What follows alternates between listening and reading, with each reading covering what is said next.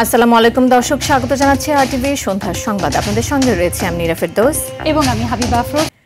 ফেব্রুয়ারি প্রথমার্ধে জাতীয় নির্বাচনের দিনই হবে গণভোট, জানিয়েছেন প্রধান উপদেষ্টা অধ্যাপক ডক্টর মোহাম্মদ ইউনূস। এতে নির্বাচন আরও উৎসবমুখর ও সাশ্রয়ী হবে বলে জানান তিনি। একই দিনে জাতীয় নির্বাচন ও গণভোট হলে সংস্কারের লক্ষ্য কোনোভাবেই বাধাগ্রস্ত হবে না বলেও জানিয়েছেন প্রধান উপদেষ্টা। জুলাই জাতীয় সনদ গেজেট নোটিফিকেশনের পর্যায়ে পৌঁছে গেছে বলেও জানান তিনি। জাতির উদ্দেশ্যে দেওয়া ভাষণে এসব কথা বলেন প্রধান উপদেষ্টা। মাইদুর রহমান রুবেলের রিপোর্টে থাকছে এরই বিস্তারিত। গণভোট জাতীয় নির্বাচনের আগে নাকি একই দিনে, এমন প্রশ্ন যখন রাজনীতির মাঠে, তখন বিষয়টি পরিষ্কার করলেন খোদ অন্তর্বর্তী সরকারের প্রধান উপদেষ্টা। নির্বাচনের উৎসবকে আরো বাড়িয়ে দিতে একই দিনে গণভোটের কথা জানান তিনি। আমরা সকল বিষয় বিবেচনা করে সিদ্ধান্ত নিয়েছি যে আগামী জাতীয় সংসদ নির্বাচনের দিনেই গণভোটের আয়োজন করা হবে। জাতীয় নির্বাচনের মতো গণভোটও ফেব্রুয়ারির প্রথমার্ধে একই দিনে অনুষ্ঠিত হবে। এতে সংস্কারের লক্ষ্য কোনোভাবে বাধাগ্রস্ত হবে না। নির্বাচন আরও উৎসবমুখর ও সাশ্রয়ী হবে।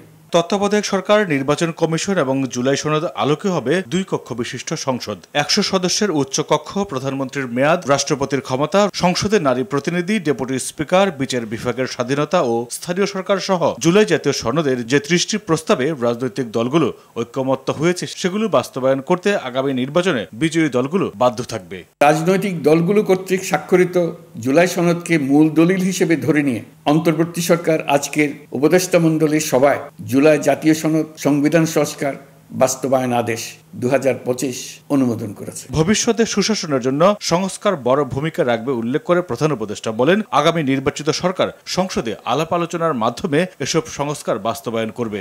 গণভোটের সংখ্যাগরিষ্ঠ ভোট হ্যাঁ সূচক হলে আগামী সংসদ নির্বাচনে নির্বাচিত প্রতিনিধি নিয়ে একটি সংবিধান সংস্কার পরিষদ গঠিত হবে। এই প্রতিনিধিগণ একই সাথে জাতীয় সংসদের সদস্য হিসেবে দায়িত্ব পালন করবেন। পরিষদ তার প্রথম অধিবেশন শুরুর তারিখ হতে 180 কার্য দিবসের মধ্যে সংবিধান সংস্কার করবে।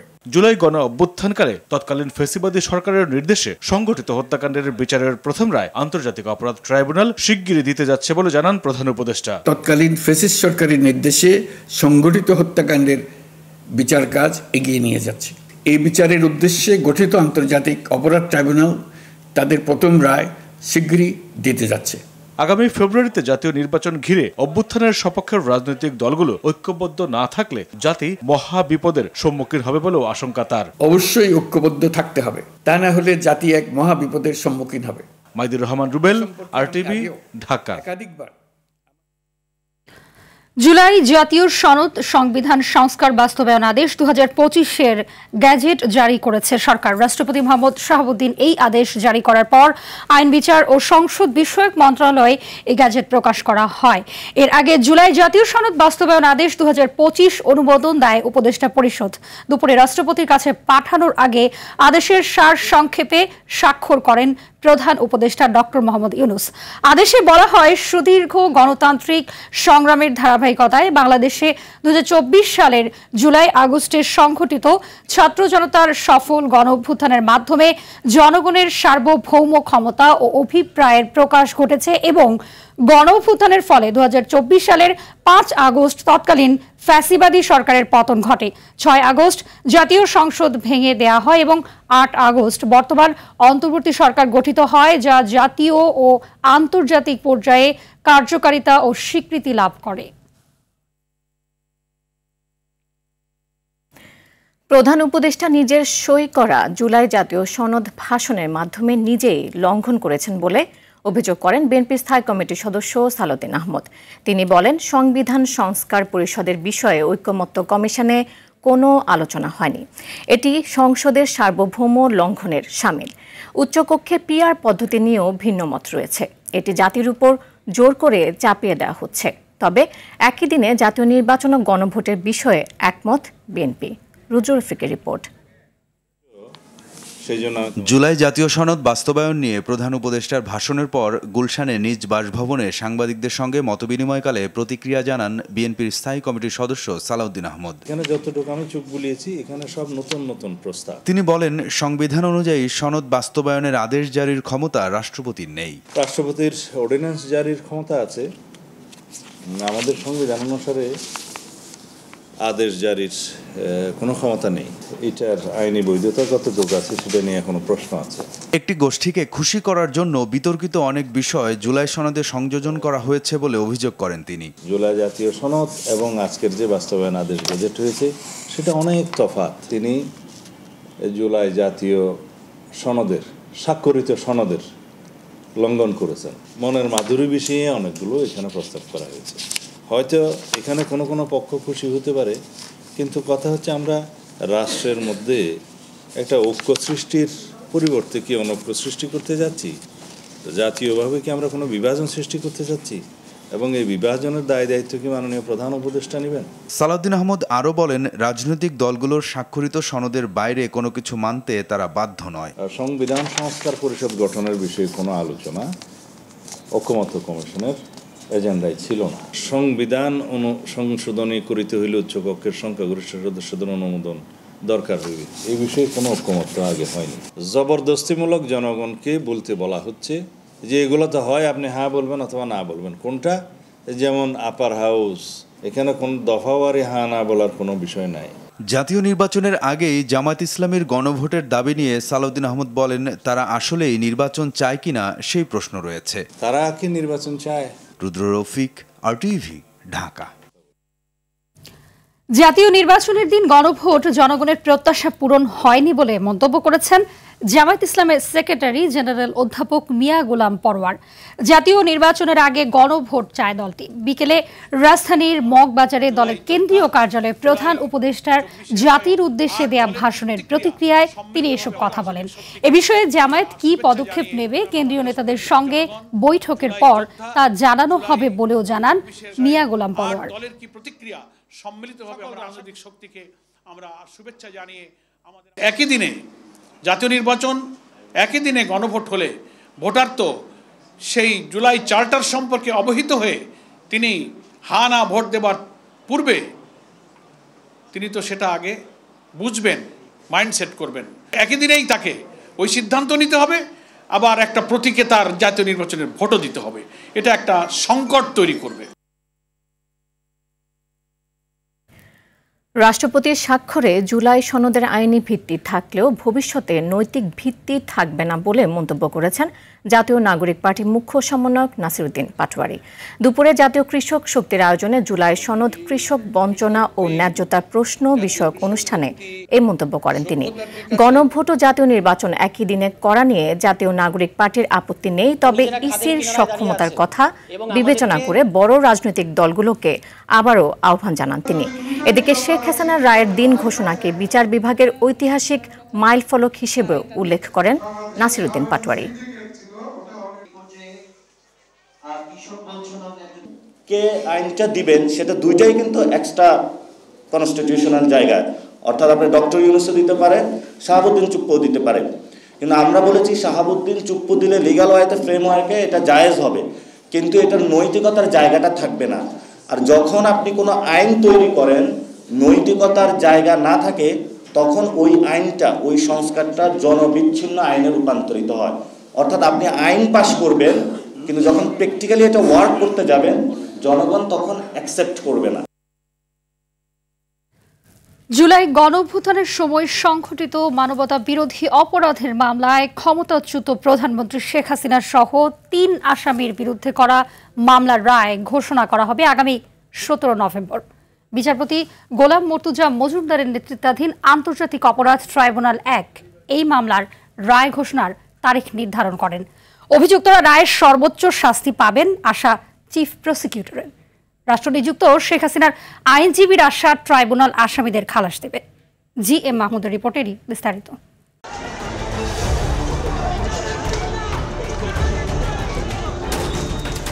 2024 সালের জুলাইয়ে ছাত্র জনতার আন্দোলন দমনে এভাবেই গুলি করে হত্যা করা হয় বহু নিরপরাধ মানুষকে। শুধু তাই নয়, গুলি করে হত্যার পর লাশসহ আহত মানুষকেও পুড়িয়ে দেয়া হয়। ক্ষমতা রক্ষায় নির্মমতা ও নিষ্ঠুরতার সবকিছুই করে তৎকালীন স্বৈরশাসক শেখ হাসিনা। হেলিকপ্টার দিয়ে নির্বিচারে হত্যা করা হয় বহু নিরপরাধ মানুষকে। রক্ষা পায়নি ছোট্ট শিশুরাও। জাতিসংঘের প্রতিবেদন মতে জুলাই আগস্টে 1400-র বেশি মানুষকে হত্যা করা হয়। 5 আগস্ট শেখ হাসিনা পালিয়ে গেলে অন্তর্বর্তী সরকার দায়িত্ব নেয়ার পর মারণাস্ত্র ব্যবহার করে হত্যার নির্দেশ এবং হত্যাকাণ্ড ঘটানো সহ সুনির্দিষ্ট 5 অভিযোগে মামলা হয় পুনর্গঠিত আন্তর্জাতিক অপরাধ ট্রাইব্যুনালে। শেখ হাসিনা ছাড়াও আসামি করা হয় সাবেক স্বরাষ্ট্রমন্ত্রী আসাদুজ্জামান খান কামাল ও পুলিশের সাবেক আইজিপি চৌধুরী আব্দুল্লাহ আল মামুনকে। মামলাটির সব বিচারিক প্রক্রিয়া শেষে 17 নভেম্বর রায় ঘোষণার দিন ঠিক করেন বিচারপতি গোলাম মর্তুজা মজুমদারের নেতৃত্বাধীন ট্রাইব্যুনাল 1। ব্রিফিংয়ে আসামিদের সর্বোচ্চ শাস্তি প্রত্যাশা করেন চিফ প্রসিকিউটর। তিনি বলেন, অকাট্য তথ্য প্রমাণ ও স্বচ্ছ প্রক্রিয়ায় বিচার সম্পন্ন হয়েছে, তাই এ রায় হবে ভবিষ্যতের জন্য দৃষ্টান্ত। আমরা একটা দীর্ঘ যাত্রা শেষ করেছি, আমরা এখন চূড়ান্ত পর্বে উপনীত হয়েছি। আশা করছি ইনশাআল্লাহ 17 নভেম্বর আদালত তার সুবিবেচনা, তার প্রজ্ঞা প্রয়োগ করবেন এবং ভবিষ্যতের জন্য এই রায়টি ইনশাআল্লাহ দৃষ্টান্ত হয়ে থাকবে তেমন একটি রায় আমরা প্রত্যাশা করছি। রায়ের তারিখ নির্ধারণ ঘিরে সহিংসতা প্রসঙ্গে চিফ প্রসিকিউটর বলেন, বাইরের কোনো ঘটনা বিচারে প্রভাব ফেলবে না। বিভিন্ন সংস্থা বাহিনীর প্রতি আমাদের আস্থা আছে। আমরা আশা করি যা কিছু বিচ্ছিন্নভাবে ঘটছে সেগুলো কোনোই প্রভাব কোনো জায়গায় পড়বে না এবং সবকিছু স্মুথলি হবে। এদিকে বিচারিক কার্যক্রম সুষ্ঠু হয়েছে উল্লেখ করে রাষ্ট্রনিযুক্ত আসামি পক্ষের আইনজীবী বলেন, তার মক্কেলরা উপস্থিত থাকলে মামলা পরিচালনা আরো সহজ হতো। তারা খালাস পাবেন বলে আশা তার। বিভিন্ন সময় দাঁড়িয়ে সাক্ষীর উপরেও কন্ট্রোভার্সি ক্রিয়েট হয়েছে বলে আমি বিশ্বাস করি। সবকিছু মিলিয়ে আমি বিশ্বাস করি আমার আসামিদ্বয় খালাস পাবে। দীর্ঘ 5 মাসের বিচারিক প্রক্রিয়ার মধ্য দিয়ে রায়ের দিকে গড়ালো জুলাই হত্যাকাণ্ডের প্রথম কোনো মামলা। আর রায় ঘোষণা হলে পরিসমাপ্তি ঘটবে গণঅভ্যুত্থানের পর পুনর্গঠিত আন্তর্জাতিক অপরাধ ট্রাইব্যুনালে করা সবচেয়ে আলোচিত এই মামলাটির। জিএম মাহমুদ, আন্তর্জাতিক অপরাধ ট্রাইব্যুনাল, ঢাকা। শেখ হাসিনার মামলার রায়ের তারিখ ঘোষণাকে স্বাগত বিদ্যমান আইনে সর্বোচ্চ সাজার প্রত্যাশা করলেন জামায়াত ইসলামীর সেক্রেটারি জেনারেল মিয়া গোলাম পরোয়ার।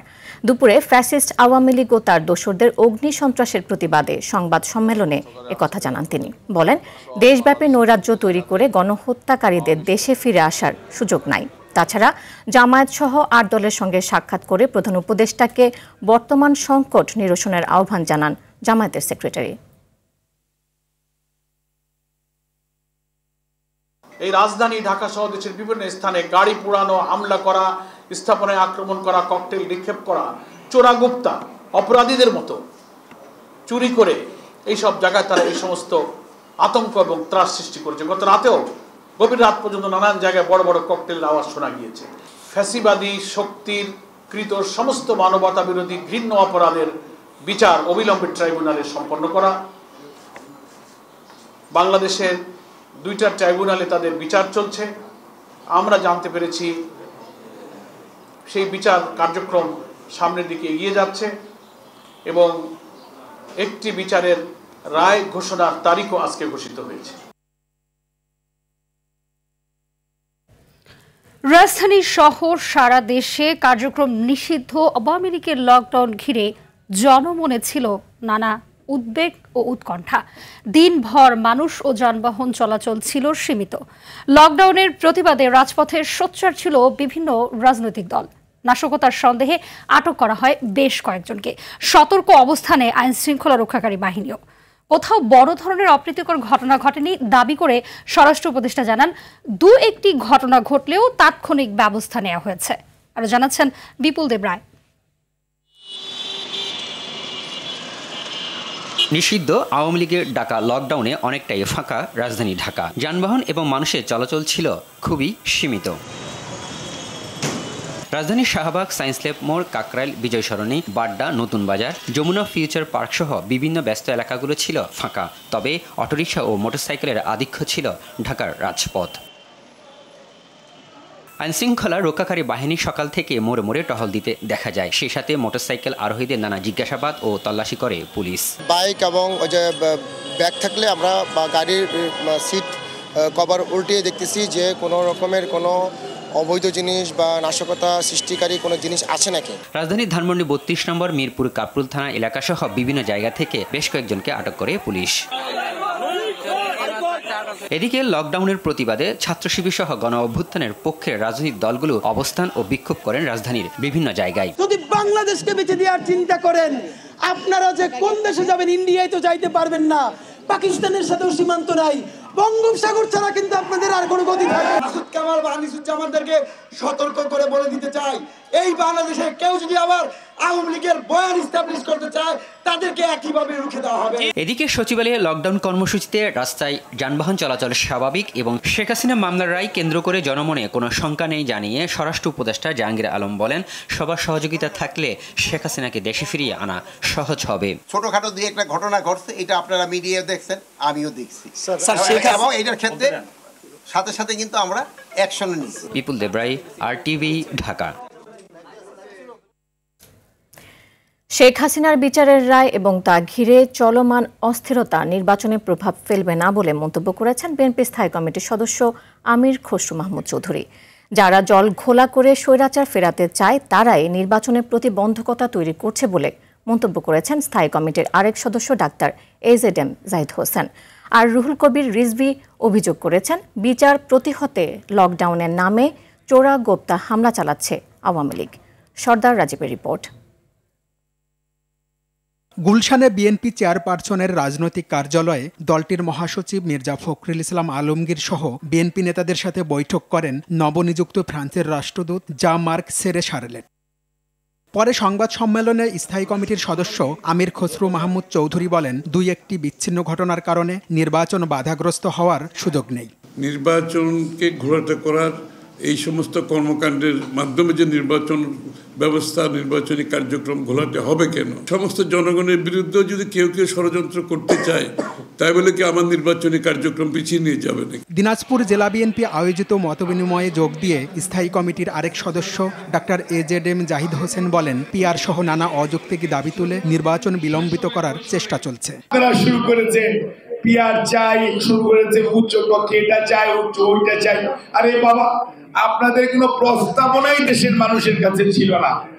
এখন আপনারা হঠাৎ করে এই সমস্ত প্রস্তাব দিয়ে মানুষ তার অধিকার প্রয়োগ করতে পারছে না, আর সেই গণতন্ত্রকে আমরা পিছিয়ে দিতে চান। এদিকে রাজধানীর নয়াপল্টনে দলীয় কার্যালয়ে এক অনুষ্ঠানে সিনিয়র যুগ্ম মহাসচিব রুহুল কবির রিজভী অভিযোগ করেন, আগুন দিয়ে মানুষ পুড়িয়ে মারার এই সংস্কৃতি যে আওয়ামী লীগের, তা আবারও প্রমাণ হয়েছে। যে পাপগুলো করেছেন, শিশু হত্যা করেছেন, কিশোর হত্যা করেছেন, শত শত, একটা দুটো নয়। এখন এই বিচারকে প্রতিহত করার জন্য বেআইনিভাবে দেশের প্রায় 25 থেকে 30টি স্থানে চোরাগুপ্তভাবে হামলা করা হয়েছে, বোমাবাজি করা হয়েছে, বাসে আগুন দেওয়া হয়েছে, বাস চালককে আগুনে পুড়িয়ে হত্যা করা হয়েছে। নির্বাচন নিয়ে চলা ষড়যন্ত্র মোকাবেলায় নেতাকর্মীদের ঐক্যবদ্ধ থাকার আহ্বান জানান রুহুল কবির রিজভী। আওয়ামী ফ্যাসিবাদ ছিল জাতির শ্বাসরুদ্ধ করে দেওয়া একটি রাজনৈতিক দল, যারা। সর্দার রাজীব, RTV, ঢাকা। রাজনৈতিক দলগুলো নির্বাচনে খেলবে আর কমিশন তাতে নিরপেক্ষ রেফারির ভূমিকা রাখতে চায় বলে মন্তব্য করেছেন প্রধান নির্বাচন কমিশনার। বলেন, খেলোয়াড়রা সহযোগিতা না করলে কমিশন নিরপেক্ষতা হারাবে, প্রশ্নবিদ্ধ হবে নির্বাচন। আগারগাঁও নির্বাচন ভবনে রাজনৈতিক দলগুলোর সঙ্গে সংলাপের প্রথম দিনে এসব কথা বলেন CAC। সে সময় নির্বাচন ও গণভোট নিয়ে মতামত তুলে ধরেন সংলাপে অংশ নেয়া রাজনীতিকরা। নাজমুল হুদার রিপোর্ট। ত্রয়োদশ জাতীয় সংসদ নির্বাচনের প্রস্তুতি এবং সুষ্ঠু নির্বাচন করতে রাজনৈতিক দলগুলোর সঙ্গে সংলাপে বসেছে নির্বাচন কমিশন। আগারগাঁও নির্বাচন ভবনে প্রথম দিন 12টি দলের সঙ্গে সংলাপ করে কমিশন।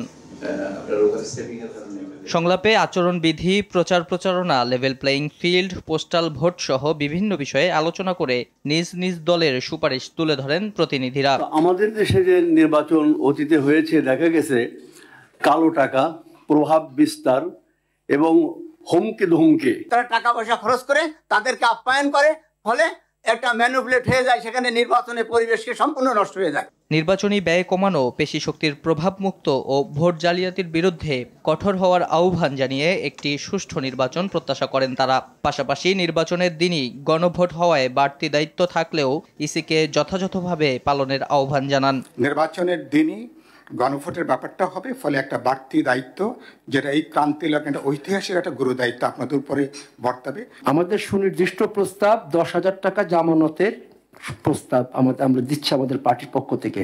সংলাপে নির্বাচন সুষ্ঠু করতে সবার সহযোগিতা প্রত্যাশা করেন কমিশনাররা। রাষ্ট্রের সবগুলো অর্গান যদি আমাদের সাথে সহযোগিতা করে, তখনই আমরা সফল হব। আমরা 100% পারবো। সুষ্ঠু কেন, এর চেয়ে বড় কিছু থাকলে তাও পারবো। রাজনৈতিক দলের নেতৃবৃন্দের সহযোগিতা ব্যতীত নির্বাচন কমিশনের 5 জনের পক্ষে ভালো নির্বাচন উপহার দেওয়া সম্ভব নয়। নির্বাচনে নিরপেক্ষ রেফারির ভূমিকা পালনের আশ্বাস দেন প্রধান নির্বাচন কমিশনার। আপনারা হবেন প্লেয়ার, আমরা রেফারির ভূমিকায়, প্রকৃত অর্থে একদম নিরপেক্ষ রেফারির ভূমিকায় আমরা থাকতে চাই। আপনাদের সহযোগিতা ছাড়া রেফারির কাজ করা বড় মুশকিল। তফসিল ঘোষণার পর কোথাও অনিয়ম দেখলে কমিশন সর্বোচ্চ ব্যবস্থা গ্রহণের প্রস্তুত বলেও জানান সিইসি। আইন কানুনের কিরকম সংশোধনী আনা। নাজমুল হুদা, RTV, ঢাকা। রাজশাহীতে বাসায় ঢুকে মহানগর দায়রা জজ আদালতের এক বিচারকের ছেলেকে ছুরিকাঘাতে হত্যা করা হয়েছে। বিকেল 4টার দিকে নগরীর ডাবতলা এলাকায় এই ঘটনা ঘটে। নিহত তাওসিফ রহমান সুমন রাজশাহী মহানগর দায়রা জজ আদালতের বিচারক আব্দুর রহমানের ছেলে। এ সময় তাওসিফের মা তাসনিম নাহার গুরুতর আহত হয়ে রাজশাহী মেডিকেল কলেজ হাসপাতালে চিকিৎসাধীন আছেন। এই ঘটনায় একজনকে আটক করেছে পুলিশ, তাকেও রাজশাহী মেডিকেল কলেজ হাসপাতালে চিকিৎসা দেওয়া হচ্ছে বলে জানিয়েছেন রাজশাহী মহানগর উপ পুলিশ কমিশনার গাজীউর রহমান। আজকে শিশু কিশোররা আগামী বাংলাদেশের নেতৃত্ব দেবে, তাই দেশের আনাচে কানাচে থেকে সব শিশুর প্রতিভা বিকাশে সবাইকে আরও মনোযোগী হওয়ার আহ্বান জানালেন প্রধান উপদেষ্টা ডক্টর মোহাম্মদ ইউনূস। প্রধান উপদেষ্টার দপ্তরে শাপলা হলে তথ্য ও সম্প্রচার মন্ত্রণালয় এবং বাংলাদেশ টেলিভিশনের যৌথ উদ্যোগে আয়োজিত ঐতিহ্যবাহী ও জনপ্রিয় প্রতিযোগিতা নতুন কুড়ি প্রতিযোগিতার চূড়ান্ত বিজয়ীদের পুরস্কার বিতরণ অনুষ্ঠানে এসব কথা বলেন উপদেষ্টা। সারা দেশের হাজারো প্রতিযোগীদের অংশগ্রহণে নাচ, গান ও আবৃত্তি, কৌতুক, গল্প বলা, অভিনয় সহ মোট 12টি বিভাগে প্রতিযোগিতা অনুষ্ঠিত হয়। অনুষ্ঠানে তথ্য ও সম্প্রচার উপদেষ্টা মাহফুজ আলমও বক্তব্য রাখেন। কে কি প্রযুক্তি প্রয়োগ করছে এবং সেটা সে নতুন একটা চমক দিচ্ছে, তার সেই প্রযুক্তিকে বুঝতে পারছে এবং সেটাকে প্রয়োগ করছে, তার জন্য প্রতিযোগিতা। কী কী জিনিস এই প্রযুক্তি, তখন স্কুলে বিভিন্ন জায়গায় শুরু হবে প্রযুক্তির প্রতিযোগিতা, কে কে আসবে। আমরা সব দিক থেকে আনতে চাই, শুধু একদিকে সীমাবদ্ধ না রেখে। এটা খুব গুরুত্বপূর্ণ বিষয় যেটা আমরা এখন করছি, আরও গুরুত্বপূর্ণ বিষয় আছে সেদিকে ছড়িয়ে যাওয়া। আমরা এর মধ্যে খেলাধুলাকে আনবো না কেন? এই বয়সের ছেলেমেয়েরা খেলাধুলা, তাদের একটা সিরিজ চলুক, এই খেলাধুলা থেকে সেরা হচ্ছে কে কী করছে। আমি যেন মনে না করি আমি তো কোনো কাজের না, আমি কোনো প্রতিযোগিতা জিতিও না, কিছু না, কিন্তু আমার মধ্যে যেটা আছে সেটা আমিও খোঁজ পাই নাই কোনোদিন, কেউ খোঁজ নেওয়ার চেষ্টাও করে। আমরা সেই খোঁজ পাওয়ার চেষ্টাটা করে দাও, আমাদের কাজ হলো যে সামনে নিয়ে আসা। ক্রেতা সংকটে একদিনের ব্যবধানে দিনাজপুরে হিলিতে কেজি প্রতি 5 টাকা কমেছে দেশি পেঁয়াজের দাম। বর্তমানে দেশি পেঁয়াজ 85 থেকে 90 টাকা কেজিতে বিক্রি হচ্ছে। এদিকে কেজি প্রতি 30 টাকা বেড়ে দেশি কাঁচামরিচ 110 টাকা কেজি দরে বিক্রি হচ্ছে। দাম ওঠানামার কারণে বিপাকে পড়েছেন সাধারণ ক্রেতারা। বাজার নিয়ন্ত্রণে নিয়মিত বাজার মনিটরিংয়ের দাবি জানান তারা।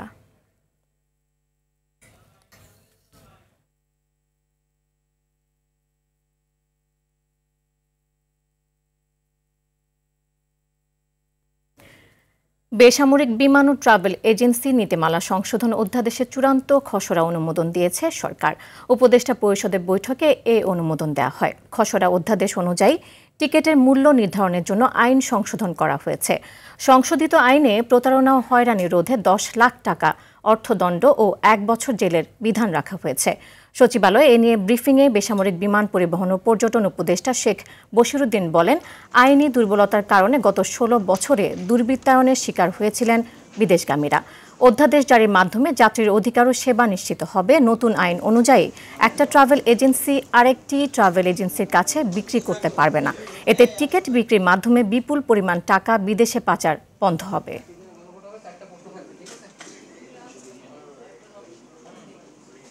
এই যে 16 বছরের দুঃশাসনের যে দুর্বৃত্তায়নের সংস্কৃতি তৈরি হয়েছিল, এই সংস্কৃতি থেকে আমাদের যে স্পেশালি আমাদের যারা মাইগ্রেন্ট ওয়ার্কার বা অভিবাসী যারা যান আমাদের দেশ থেকে, এদের কাছ থেকে মানে যে পরিমাণ দুর্বৃত্তায়নের শিকার এনারা হয়েছেন, এবং এটা একটা প্রাতিষ্ঠানিক রূপ পেয়েছিল আমাদের আইনি দুর্বলতার কারণে।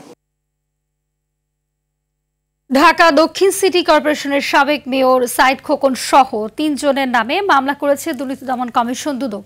তাদের বিরুদ্ধে অবৈধ 54 কোটি টাকার বৈধ করার প্রমাণ পেয়েছে সংস্থাটি। আওয়ামী লীগের ক্ষমতাচ্যুতির আগেও সাইদ খোকনের বিরুদ্ধে অবৈধ সম্পদের অনুসন্ধান করে দুদক। তবে 5 আগস্টের পর আওয়ামী লীগের এই নেতার বিরুদ্ধে ব্যাপক দুর্নীতির অভিযোগের অনুসন্ধান শুরু করে সংস্থাটি। সাইদ খোকনের বোন শাহানা হানিফ সহ 3 জনের বিরুদ্ধে অবৈধ সম্পদ পেয়ে মামলা করে কমিশন। এদিকে মালয়েশিয়ায় শ্রমিক পাঠানো নামে প্রায় 350 কোটি টাকা আত্মসাতের ঘটনায় 5টি রিক্রুট এজেন্টের বিরুদ্ধে মামলা হয়েছে। প্রতিষ্ঠানগুলো হচ্ছে GMG trading, DMG association, QK quick express, MEF global এবং ধামাসি কর্পোরেশন। মামলায় প্রতিষ্ঠানগুলোর প্রধান সহ মোট 25 জনকে আসামি করা হয়েছে।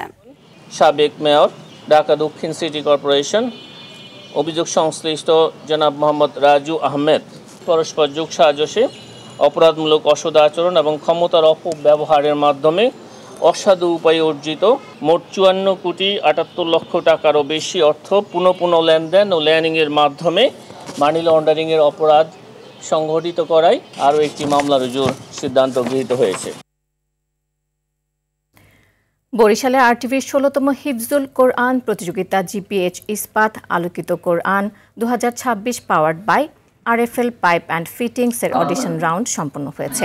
নগরীর কাশীপুরে দারুল কুরআন অ্যারাবিক মাদ্রাসায় অনুষ্ঠিত হয় বরিশাল জোনের এই অডিশন রাউন্ড।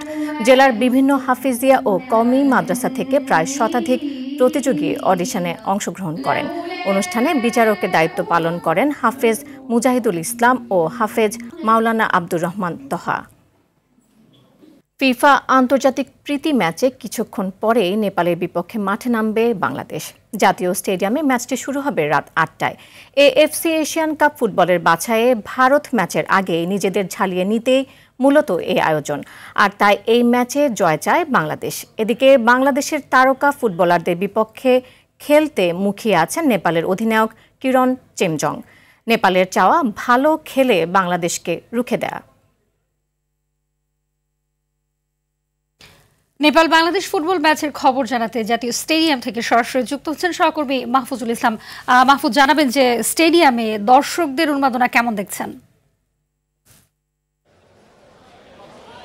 হাবিবা, আপনাকে ধন্যবাদ। আপনি আমার পেছনে দেখতে পাচ্ছেন একজন ঠিক হামজা চৌধুরীর মতো দেখতে একজন দর্শক। তিনি হামজা চৌধুরীর স্টাইলে চুল রেখেছেন এবং এই ম্যাচ এবং ভারত ম্যাচ দেখার জন্য তিনি উন্মুখ হয়ে আছেন। তাই এটি একটি সিম্বল যে বাংলাদেশের আসলে দর্শকদের এখন কি ফুটবল উন্মাদনা, ফুটবল উত্তাপ কাজ করছে সেটি বোঝানোর জন্যই আসলে তাকে ফ্রেমে দাঁড় করানো। আর যদি বলি যে দর্শকদের জন্য গেট খোলা হয়েছিল সন্ধ্যা 6টায় সময় থেকে কিন্তু প্রচুর দর্শক এসেছিলেন। যদিও দর্শক সমাগম সময়ের সাথে সাথে বাড়ছে এবং এখন কিন্তু প্রচুর দর্শক ঢুকেছে, তবুও বলা যায় যে ভারত ম্যাচ নিয়ে টিকিট নিয়ে যে পরিমাণ উন্মাদনা দর্শকদের মধ্যে ছিল কিংবা আছে সেটি কিন্তু নেপাল ম্যাচে কিছুটা কম, কারণ নেপালের বিপক্ষে ভারতের সাথে ম্যাচের যে টেম্পারমেন্ট সেই টেম্পারমেন্টের অনুযায়ী এই ম্যাচের টেম্পারমেন্টটা কিছুটা কম সেটি বলাই যায়। আর এর মধ্যে একাদশ দিয়ে দেওয়া হয়েছে। জামাল ভুঁইয়া আজকে অনেকদিন পর প্রথম একাদশে আছেন। জি, ধন্যবাদ মাহফুজ আপনাকে। দর্শক, সন্ধ্যা সংবাদ এ পর্যন্তই। রাতের সংবাদ 11:15 দেখা আমন্ত্রণ রইল। ধন্যবাদ সবাইকে। ধন্যবাদ সবাইকে।